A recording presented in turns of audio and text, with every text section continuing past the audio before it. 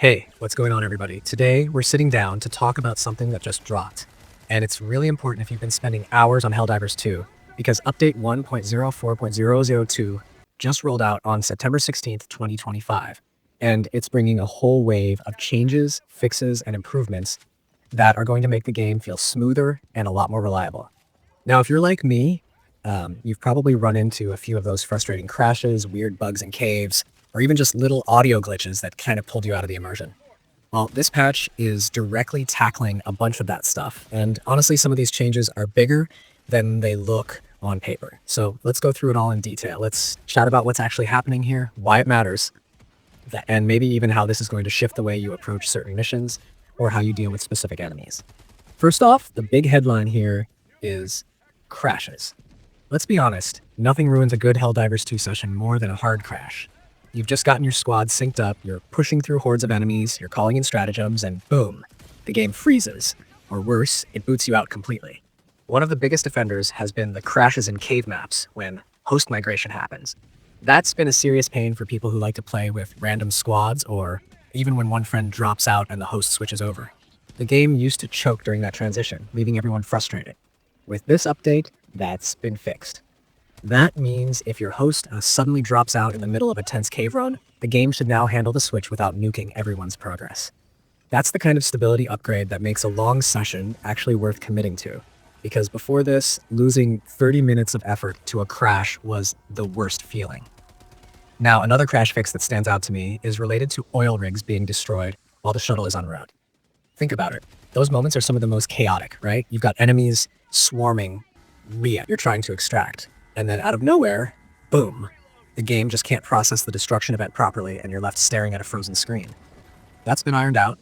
The shuttle extractions are already high stress, and now they'll be a little more reliable without the game itself betraying you. It might not sound glamorous in a patch note, but when you're actually in the thick of it, this is going to feel like night and day. Then, we've got a fix for crashes that happened when joining a player who was using bombardment stratagems. Anyone who's ever played with a squad that leans heavy into orbital strikes or artillery knows how crazy things get visually and mechanically. Apparently, the game engine couldn't always handle that when a new player joined mid-match, and it would just crash out. That's been cleaned up now, so the chaos of joining mid-mission should actually work the way it's intended, letting you drop in without breaking the whole match. On top of all that, they also fixed startup crashes, those dreaded moments where you just want to play, but the game doesn't even make it past the loading screen.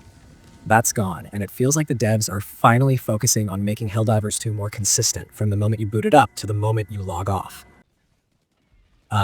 Let's talk gameplay changes though, because this is where it gets really interesting. Reinforcing on top of cave structures has been removed. Now, if you've ever had someone respawn in a weird location, like literally stuck inside the geometry of a cave, you know how frustrating and sometimes even run-ending that could be.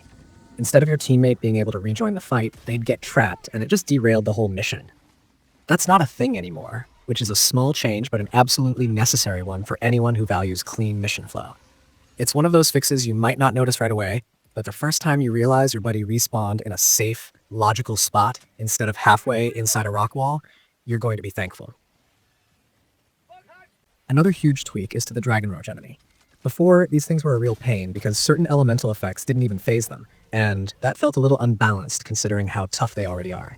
Now they've been made vulnerable to fire and gas. This is big because it opens up new strategies for countering them. If you've been running flamethrowers, incendiary rounds, or gas-based stratagems and felt like they just didn't do much, that's changing now. It's going to feel way more satisfying to actually melt one of these enemies with fire, and it gives squads more flexibility in how they approach missions. It also rewards creativity. You don't always have to lean on heavy weapons. Now you can think about environmental hazards or status effects when you see Dragonroaches on the field. And while we're on enemies, Rupture Warriors have been improved so they track moving clients more accurately. This is a subtle but important adjustment. You know how sometimes enemies behave differently for the host compared to everyone else? That desync can really mess with gameplay, making fights inconsistent or just plain unfair. By fixing how Rupture Warriors track moving players, everyone's going to have a more balanced experience, no matter who's hosting. That means fewer what the heck just hit me moments and more skill-based outcomes. Now, let's shift over to audio, because Helldivers 2 has some of the most chaotic and immersive soundscapes out there, but it hasn't always been flawless.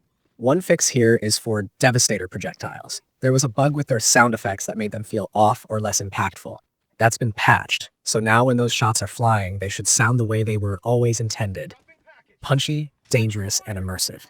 In caves, the audio levels have been rebalanced, too. This might not sound like a huge deal, but audio mixing makes a massive difference in high-pressure environments. If explosions or enemy screeches were overwhelming or drowning out everything else, it could throw you off. With the new balance, you'll still get that intense atmosphere, but it should be clearer, making it easier to track threats or hear squad comms. And then there's the rare bug where your primary weapon audio would just vanish. That's been fixed as well. Honestly, losing your weapon sound was one of those small immersion-breaking things that could make a firefight feel hollow, so having it corrected is another step toward polishing the whole experience. Finally, there are some Xbox-specific improvements that are worth highlighting. If you've been playing on Xbox and felt like the visuals looked washed out in SDR, you weren't imagining things. There was a color display issue making the game look faded, which was definitely disappointing for anyone who wanted that crisp, cinematic look. That's been corrected now, so the game should look the way it's supposed to, even without HDR. Also, there was a bug where players couldn't access the Helldivers user profile across multiple screens, and that's been fixed. Quality of life stuff like this really matters because it makes the whole platform experience smoother and more cohesive. What I really like about this patch overall is that it's not just about squashing obvious bugs, it's about smoothing out the entire ecosystem of the game. From stability to enemy balance to audio design, it feels like the devs are addressing both the little frustrations and the big game-breaking problems. It's the kind of patch that doesn't add flashy new weapons or missions, but it makes everything that already exists feel more reliable and more enjoyable. And honestly, these kinds of updates are what keep a live game healthy. You can throw content at players all day, but if the core experience is shaky, people are going to drop off. Fixes like this give confidence that the game is worth sticking with. Now let's think about how this impacts the way you actually play. For one, cave missions just became a lot more viable. Without the threat of a host migration crash and with better audio balancing, those dark, claustrophobic missions will feel a lot smoother. The Dragonroach vulnerability change might also affect your loadout decisions. You might start packing more incendiary or gas options, knowing that they're now reliable tools against one of the tougher enemy types. And the Rupture Warrior fix means squad coordination will matter even more, because you can actually trust that the enemies are reacting to everyone consistently, not just the host. I know a lot of people are always hungry for new weapons, new stratagems, or fresh mission types, but I'd argue patches like this are just as exciting, if not more so, because they strengthen the backbone of the game. Every time you queue up, you're depending on the systems to work smoothly, and when they don't, it's frustrating. With this update, Helldivers 2 feels more trustworthy, and that's something you can't really put a price on. So to wrap it all up in one thought, this patch is less about giving you something brand new to play with, and more about making sure the stuff you already love works better than before. It's like tightening the screws on a machine that was already powerful, but maybe rattled a little too much when you pushed it hard.